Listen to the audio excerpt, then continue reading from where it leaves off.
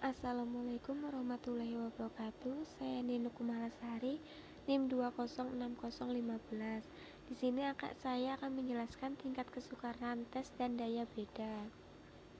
Yang pertama ada pengertian tingkat kesukaran tes menurut para ahli.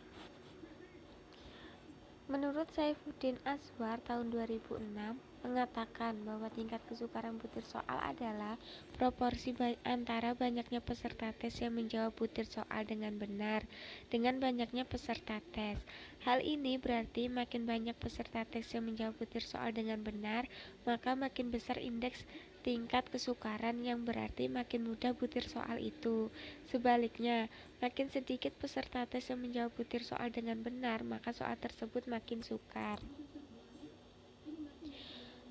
Kemudian ada menurut Nana Sujana pada tahun 2002 mengatakan bahwa terdapat tingkat kesukaran mudah, sedang, dan sukar. Tingkat kesukaran yang baik adalah 0,25 sampai 0,75. Soal yang mempunyai tingkat kesukaran di bawah 0,25 berarti soal itu sukar. Sebaliknya, soal yang mempunyai tingkat kesukaran di atas 0,75 adalah soal itu terlalu mudah.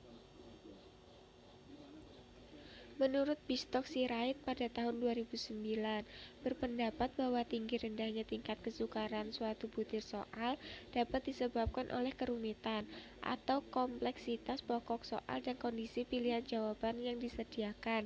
Dalam arti keluasaan pertanyaan soal sering membingungkan peserta tes dan alternatif jawaban yang homogen atau kalimat soal sulit dipahami atau mempunyai pengertian ganda bagi peserta tes.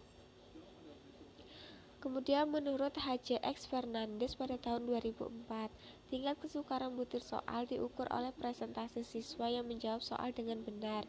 Jika soal mudah, maka indeks kesukaran lebih tinggi. Soal dengan nilai P yang mendekati 0 adalah soal yang sangat sulit, sedangkan soal dengan nilai P mendekati 1 adalah soal sangat mudah. Indeks tingkat kesukaran yang sangat baik adalah 0,3 sampai 0,7. Jadi, berdasarkan teori yang telah dikemukakan tersebut, tingkat kesulitan soal adalah seberapa mudah dan seberapa sulitnya suatu soal bagi siswa. Tingkat kesukaran dinyatakan dengan presentasi siswa yang menjawab soal dengan benar.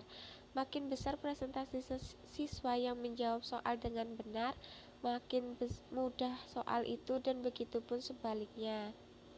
Yang kedua ada pengertian daya beda tes menurut para ahli. Yang pertama ada menurut Charles D. Hopkins dan Richard L. Antes pada tahun 1999.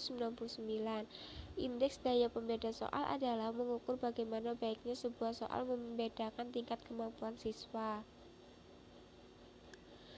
Kemudian ada menurut Dali S. Naga pada tahun 2002 mengatakan bahwa daya pembeda soal adalah kemampuan soal dengan skornya dapat membedakan peserta tes dari kelompok tinggi dan kelompok rendah. Menurut Fernandes pada tahun 2004 mengatakan bahwa daya pembeda soal adalah kemampuan memisahkan siswa pandai dan siswa kurang. Jadi, berdasarkan pendapat-pendapat yang telah dikemukakan di atas, dapat disimpulkan bahwa daya pembeda soal adalah kemampuan soal untuk membedakan kelompok peserta tes berkemampuan tinggi dan kelompok peserta tes yang berkemampuan rendah. Nilai daya pembeda dinyatakan melalui indeks daya pembeda. Makin tinggi atau makin besar indeks daya pembeda soal, makin besar soal tersebut dapat membedakan antara kelompok tinggi dan kelompok rendah. Berikut adalah contoh tingkat kesukaran tes menggunakan rumus menurut Ari Kunto. Kemudian ada contoh daya beda tes dan menggunakan rumus menurut Ari Kunto juga. Sekian dari saya, terima kasih. Wassalamualaikum warahmatullahi wabarakatuh.